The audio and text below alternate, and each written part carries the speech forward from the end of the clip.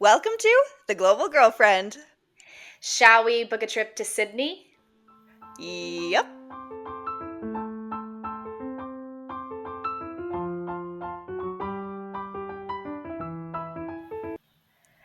Well, hey everyone, we are The Global Girlfriend. We're your hosts. My name's Morgan. And my name's Brianna. And we are a podcast that's all about travel, living abroad, connection, and all the stories and whatnot that goes into that. And we're really excited for today's podcast episode. It's a topic that we really love, and it's about conventional meets the unconventional life. And we have a very special guest on here who I have personally known since I was I think 8 or 9. So it's been a long time. And so super excited to have her on here as she talks about her life of some conventional things as her job and marriage, and then meeting some unconventional things like a very extensive travel lifestyle. So without further ado, here's my childhood friend, Nikki. Yay, Hello. welcome. Hi, I'm so excited to be here. So thank you guys for having me. Oh, we're so excited to have you. Okay, just a little thing. So, like I said, Nikki and I have known each other for ages, and Nikki's always just been such a great friend, and has literally made efforts to visit all around the world and do trips all around the world. So we've gotten to do so many trips around the States, Europe, and our most recent one has been Kilimanjaro. So, Yes. but anyways, okay, Nikki, can you tell us a little bit about you? Tell us about you. Yeah. Yes. So, like Morgan said, we've been friends since we were just little kids, and I was always, I don't know, smart sounds like conceited, but I was always like interested in like a job that required further education, and I was kind of leaning towards medical school for a while and whatever, and then never really was sure what I wanted to do when I grew up, but I was always interested in travel.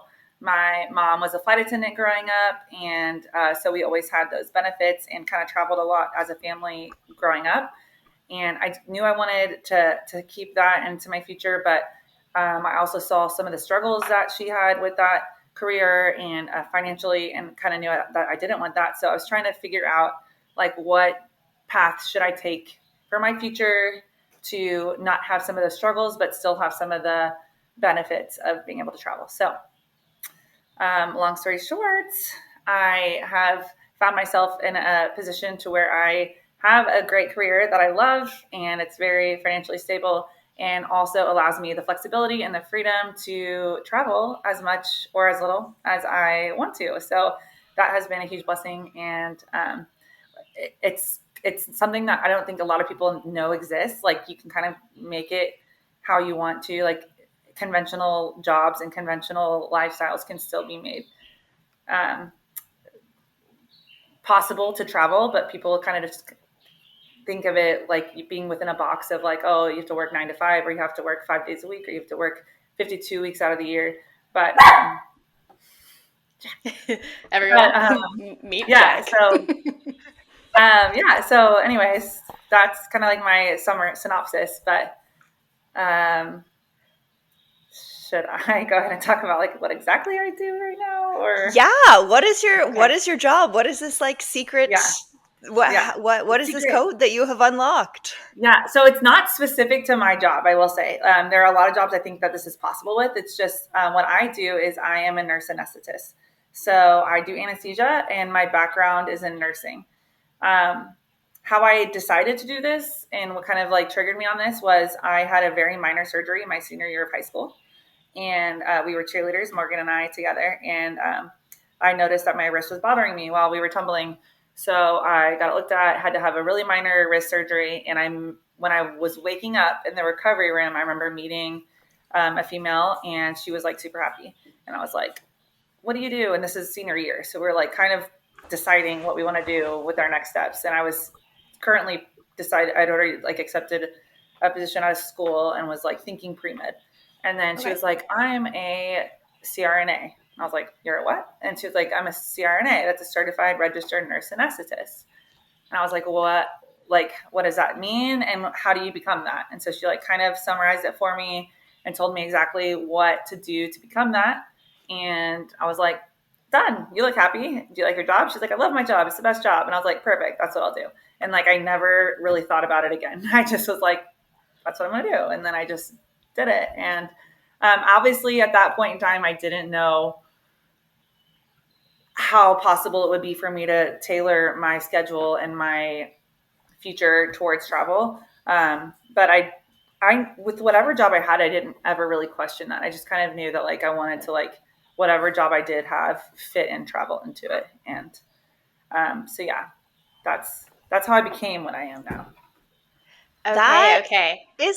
that's awesome, and I'm so glad that you Yeah, met that woman, and that's I a know. very beautiful story. Yeah, because it's kind of like a hidden gem. Nobody knows what a CRNA is. I didn't know what it was. Even a lot of I nurses that I worked with before I became a CRNA don't know what it is. It's kind of a hidden gem for sure. That is super. It's honestly, it was my first time hearing about it. But that's Yeah, super I mean, cool. I think I learned about it too through you. Yeah, And it sounds very serious, and like obviously it is very serious. But that is super super cool.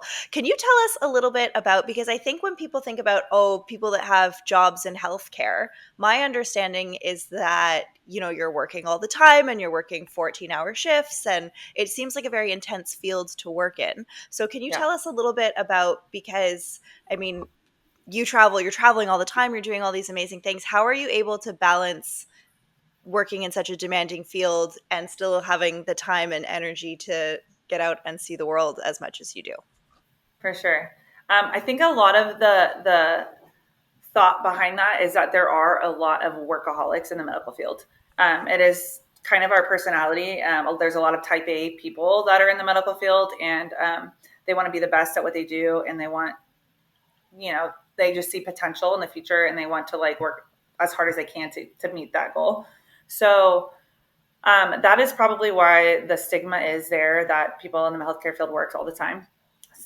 Most of my coworkers are like that. I will say, like, it is very rare to see somebody that doesn't work 6 to 7 days a week, 12 plus hour shifts a day in my field Oh, and in wow. other healthcare fields. But I have other goals and other things that like define my life that I didn't want work to be that. I can see myself falling into that very easily because I do have that type A personality and I do like to do the best at what I'm doing. The first year and a half when I graduated, I worked full time, like a W-2 job locally, had like 6 weeks of PTO for the year and was just very unhappy and was like, okay, this is not what I want. This is not me. Like in the 6 weeks of PTO wasn't enough for me to travel, but like a lot of my coworkers even picked up during those 6 weeks. And I was like, okay, this is just not my envision for my life. So Yeah. even though I signed a 2-year contract with like a sign-on bonus, I was like, I don't care. Like money doesn't matter to me. I would rather pay back that sign-on bonus, quit at a year and a half, even though I literally only have to wait 6 more months to not pay it back. But I don't want to. I know I have this clarity now. So I quit that job, paid back that sign-on bonus, and was like, I would rather have way less money and like way less stability, I guess, and be able to like see the world and do the things that I know that I like. I love my job, don't get me wrong, but I don't want my job to be my like defining, like I don't want that to be me. So after that year and a half, I quit and decided to do locums, which locums is like, everyone knows what a travel nurse is, but nobody really knows what locums is. So locums for like advanced practitioners is basically equivalent to like travel nursing. So you take contracts in different states or wherever for however long. It could be for travel nursing, it's typically 3 months, but for locums, it could be 2 weeks, 1 week. It could be 6 months, 12 months, or whatever you want. You like negotiate a contract. So I started to do locum. So my husband and I sold our house at that point and literally all of our belongings and decided to just start traveling full time. And that's kind of where the shift in my conventional lifestyle started turning a little bit more unconventional. Okay. Well, love the story, and like we will dive into that. Absolutely, want to hear more about that. I'm curious, like when you were making that shift of, like that from kind of conventional to unconventional, were you Mm-hmm. feeling pressures like I'm wondering if you're feeling pressures like in kind of like the work field of like, because them being like quote unquote workaholics, but also Yeah. like pressure in your personal life with like family and friends. So with the work field, definitely, I feel like it was like 50-50 in the sense of like, I felt, this is me not trying to speak for anyone else, but this is just kind of the vibe I was feeling. I felt like half was maybe like envious of like maybe wanting to do that, but kind of scared to do that. And then the other half was like, you're young. This is like your only time to work 180 hours a week. Like you should be doing it now. Like it was like people just didn't get it. And they were like, they'll never get that because they just had different like goals, I guess, Yeah, like, yeah. and Sure. they were like, now's the time for you to make this money. And I'm like, yeah, but like, that's not what I want. I don't really care about the money. Like, so it was like half and half. But then from like family and friends, I feel like family and friends is mostly like all supportive. I don't really have anyone in the medical field in my family or really like immediate friend group either. So I don't think anyone really thought anything of it. It was just like, oh, that's cool that you can do that, but didn't really think like that it was weird, because it was weird. Like it is, people are like, oh, that's so cool that your job allows you to do that. But it's like, it really doesn't. Yes, people do locums, but like the way that I've kind of geared it now, it's not like a thing that people do. It's just kind of something that I decided to do. And it's people are like, that's cool that your job allows that. But it's kind of like, well, it doesn't really. Like I've never met anyone else that does it like this. But like, it's just kind of something that I negotiated, I guess, and like made. Yeah. Like you pioneered the way for yourself. Yeah. In this And lifestyle. like, and I feel like other jobs totally could do this too. It's just no one thinks about it as an option. So hopefully if people listening to this, they are like, wait, maybe I should try this, because it's not really something that's normal in my field either. Yeah. That is so cool.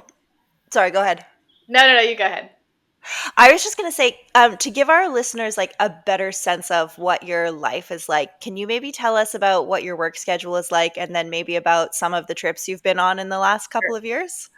Yes, absolutely. Oh, yeah, that's so perfect. When I first left after that year and a half, I did do like full-time locums, where it looked like I took like a 3-month contract in St. Louis, Missouri was my first one.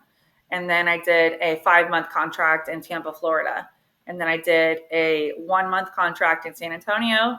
And then I followed that with a 3-month contract in Northern California. So then it was very much like 3 months at a time, 5 months at a time, whatever. But in between each contract, I would take 4 to 6 weeks off and travel. So I would like work Monday through Friday or Monday through Thursday during my contracts, normal hours, like 10-hour days, not like crazy.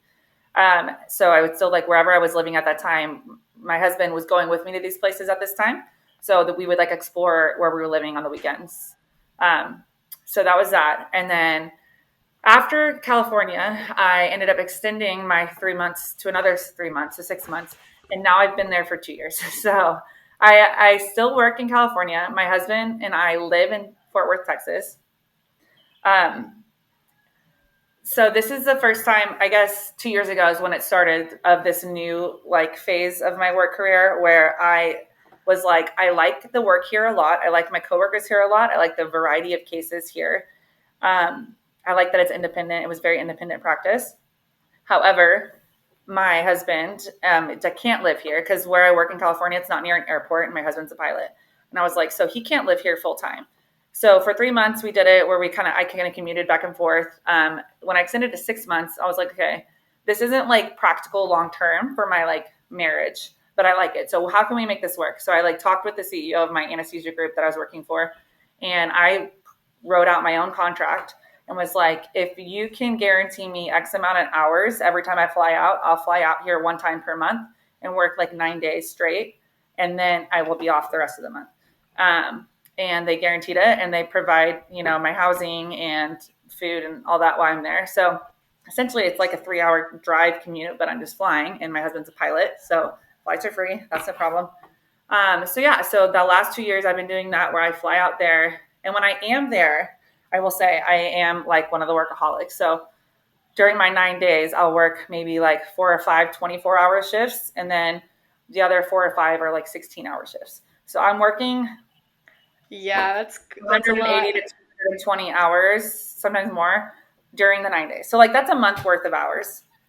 But then I'm just not working the remaining 3 weeks. So it allows me to travel during those remaining 3 weeks for fun. So that's my work schedule. Okay. Yeah.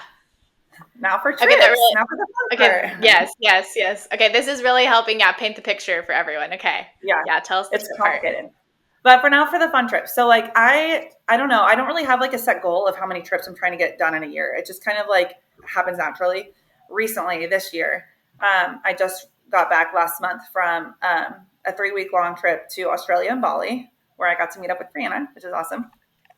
Who I also met Love in it. Albania when I was visiting Morgan several years ago. Mhm. So that was a cool full circle moment. And Yeah. then earlier this year, Morgan and I went to Africa and hiked Mount Kilimanjaro. So that was like my other big trip for this year. So those were like my two big ones. And then I have another one next month where I'll be going to South America and doing Patagonia in Buenos Aires and all that stuff. So that's kind of like three kind of biggest trips a year seems to be the standard, but it's not like something I plan out or try for. It's kind of things that like pop up and opportunities that pop up and people that I have living places that I want to visit, or I don't know, it just kind of happens authentically. But so those are my most recent trips and my upcoming trips. But Okay. Well, love that. Love that. And it's always so fun to get to travel with you. Um, yeah, okay. Can you tell us a little bit more? I'm curious. So how does like your husband Taylor, like how does he fit into the rhythm of all this? So like I know you're saying he's a pilot based in Fort Worth now, yeah, but with this like travel vision and stuff, like can you just yeah. explain that a bit more? So my husband and I are actually high school sweethearts. So we've been together since 2009. We've been married for over 8 years now, but been together for, I'm not sure how many years that is. That's a lot of years. Um, 30 or no, so 16 years. Cause I remember thinking it's been exactly half my life now that I've been with him. So he Oh. is Oh, like traveling. He likes to travel. Obviously he's a pilot, but it's not his passion like it is mine. And it never really has hmm been. He likes to travel with me, but he will never like travel without me, if that makes sense. Not because he's scared to or anything. He just doesn't care to, yeah. which is fine. But he's also super supportive of me traveling without him. And we kind of talked about it when I was like preparing for this. Is he was like, I think I'm just like your kind of like your rock. Like I need to have like a home base, and I need to have like that year and a half where we were just traveling. We didn't really have a home base. Was really a struggle, even though Taylor was with me most of that time. Just because I like having like a home where I have my things and my husband and my dog most of the time. Sometimes they come with me, but it just feels it's like a comfort. And then he is super like we're not codependent at all on each other. Like we love to make each other's lives more valuable, but not define each other's lives. And so I think that it's just meeting somebody that was equally non-codependent as me, and but equally like I don't know, like we have different goals, but we support each other's goals so that it works so well, and it always has. So I think that's how he fits in. He does come on some of the trips. He would like to go on more, I think, but his job just doesn't allow that. So the last one he went with me on was to South France about exactly a year ago. It was October of last year, and he had a good time. But like I said, he's not. It's not his passion like it is for me. So he kind of just does it to support me, but he could go without it, I think. Okay, yeah. That's awesome and that's so inspiring. And I think that like um I know honestly, even for me, and I think for a lot of our listeners, we sometimes feel like we're stuck in this place where we feel like we have to choose between do I get married and do I get settled down and do I have a stable career or do I continue a life of adventure? And I feel like you've done a really incredible way of sort of blending both of those choices. And so I'm wondering like what advice would you give to someone who is maybe struggling with the idea of I don't know where to put my priorities? I think just thinking outside of the box and not like, kind of thinking that you have to adapt to these social norms that the world or the country tells you are normal, with having a spouse and or with your job. Like yeah, there are things that definitely look normal, and still to this day I have so many friends and people that are always like, are they even still together? Like they're never together, blah blah blah. And it's like they just won't ever understand, because and that's okay, we don't need them to understand, but like we know our relationship and we love our relationship and I wouldn't have it any other way. But it's just kind of thinking outside of the box of like, oh, well, you're supposed to be behind the white picket fence and having children and doing these things. And it's like, that's fine if that's what you want to do. But like, there are other options out there that just aren't advertised as much. And it's still healthy and okay and fun. And like, you know, there are options for your job. Like, oh, maybe I should reach out to my boss and see if they are interested in somebody working 4 days straight, me flying. Like, you know, there's just like weird, different things that you could do, and you'll never know if you don't ask. And with your spouse, I think if you find someone that you connect with and, you know, you have that connection with, not everyone's going to be okay with being that much apart. As my husband, I understand that. But I think that if it's a priority to you, then they will still make it a priority for them to try and like meet you halfway, you know? So I got really blessed, obviously, because my husband and I are very compatible in that realm of like him being okay with me being gone for extended periods of time, but also then I need to come, like I need to come back and kind of reground myself and touch grass and like be there and like reground. But yeah, I don't know. I feel very lucky and blessed because I know that doesn't seem possible for a lot of people, but I think it is more possible than people think it is. It's just kind of thinking outside the box. Yeah, yeah, absolutely. That makes sense. And like, I know just as like you being one of my like really great friends, your story and like your lifestyle and like what you've created has been such an inspiration to me. And I know to like so many people around you. Um, and I think especially like in this chapter of like me living back in Texas, I think seeing how you've really like blended creativity and intentionality to like really make this lifestyle work for you, one is just awesome. And two, like I said, just so inspiring. So I love seeing and hearing the life you created. Oh, that's sweet. Yeah, I think it's amazing. Like, honestly, I can't imagine working 9 days straight and then getting on a plane and climbing Kilimanjaro. Like, that is literally probably some people's definition of insanity. And at the same time, I'm like, no, that is so inspiring. And it's just like, it's incredible that you've been able to build a life that looks like that. Because you're right, a Yeah. lot of people don't think that it's possible, or a lot of people wouldn't even stretch their mind to that point. But that's your everyday life. And that is so cool. Yeah. Yeah, Yeah. and like on that note, I'm kind of curious. I feel like this is like something that we need to know. So like, is there any like tricks or like things you would say like on how you can switch off, like, you know, like total work mode to like total, almost like not vacation mode, but like, you know, chilled Adventure mode, like mode. Yeah. adventure mode. Thank you. I couldn't think. Yeah, that's a great question. My family and friends always say like they don't know anyone that like works hard and plays harder than me. Like Oh yeah. when I'm in work mode, I like working really hard, obviously, and then like when I'm in play mode, I'm like playing really hard.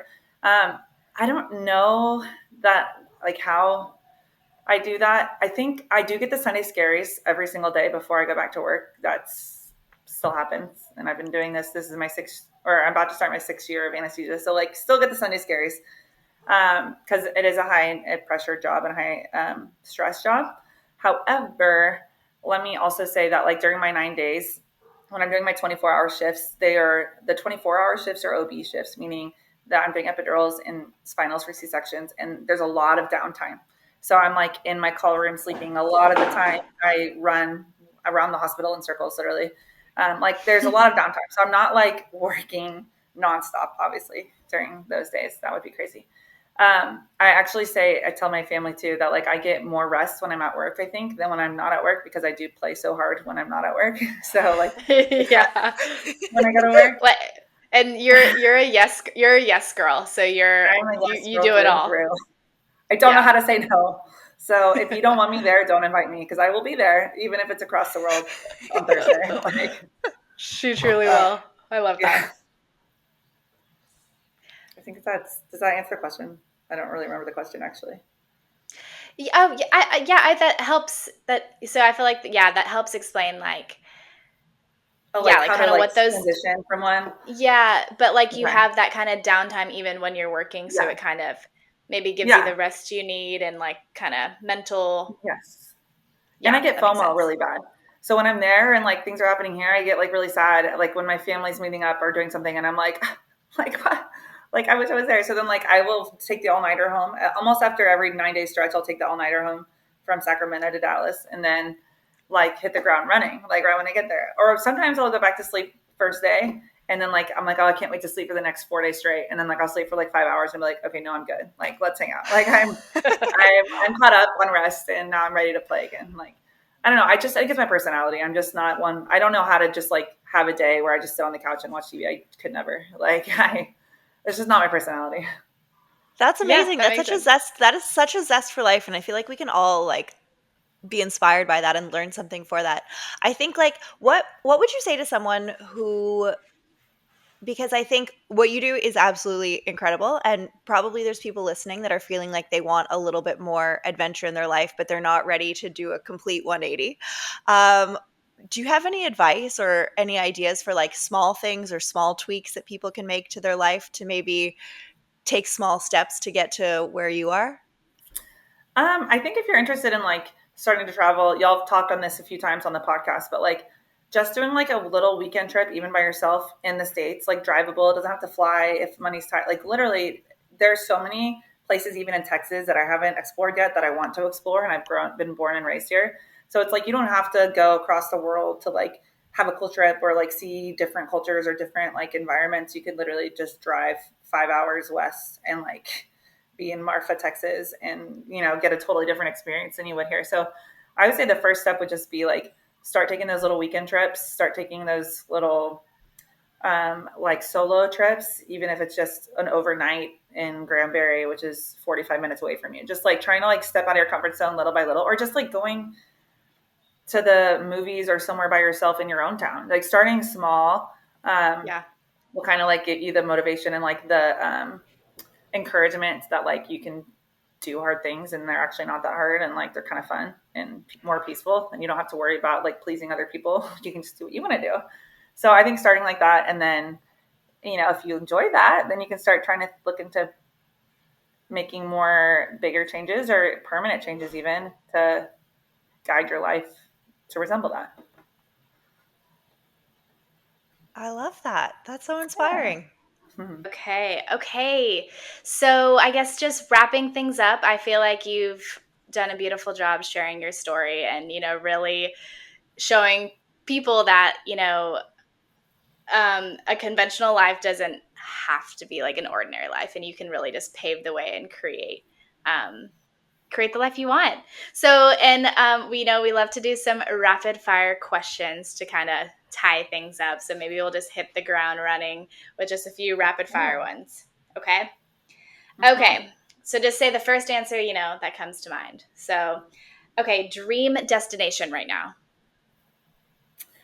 So Antarctica, because I want to hit the seventh continent, and so that is my like goal in the coming years is to hit that last continent. Okay, that's awesome. I believe you're gonna I do it. love it. Walk us through your airplane routine. What are you doing on the plane? What snacks are you eating? What's your airplane routine?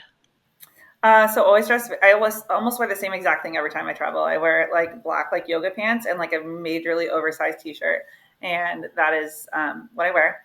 And then snacks. So I am a little spoiled as of lately, and we do have lounge access now. So I always go to the lounge beforehand and like stock up on those little. They like have little popcorn, peanuts, whatever, and I like grab a ton of them for my bag. Always bring a full water bottle because I hate not getting enough water on the planes, and I'm always dehydrated. Oh yeah. And then on the planes, I always try and download a bunch of things to watch and or read. And I literally, anytime I'm in any moving vehicle, I fall asleep immediately. So it doesn't matter. I can never do anything. I'm always asleep the entire plane ride, whether it's 2 hours long or 15 hours long. I will be asleep the entire time, and I won't get anything watched. But I mean, I can't complain. That's a blessing, I think, too. But Yeah. if I'm in a moving Oh, vehicle, I'm going to be sleeping. okay, that's awesome. Okay, classic next question. Window or aisle seat? Where do you stand? Window all the way because, like I said, I sleep the entire time. So I don't like to be getting up for people, A, but also B, Yeah. I am sleeping the whole time. So I'm not even drinking the water that I brought on there anyway. And so I never have to get up. So I just lay against the window and I sleep. And I feel like most people like the aisle, but I'm a window all the way. Window. Okay. No, yeah, I love that. I I am an aisle person, so I like to travel with you. That's amazing. Okay, and final rapid fire question. What is one place that you think everyone should travel at least once in their life? Mm, there's so many good ones, but I would say, oh, I'm torn between Croatia and Portugal. If I had to choose one, I'd probably say Croatia. I just love the history of it, love the like beautiful water, the food, the people, like everything about it. I've gone a couple times and just I'm just like mesmerized by Croatia. So I would say Croatia would be my number one pick.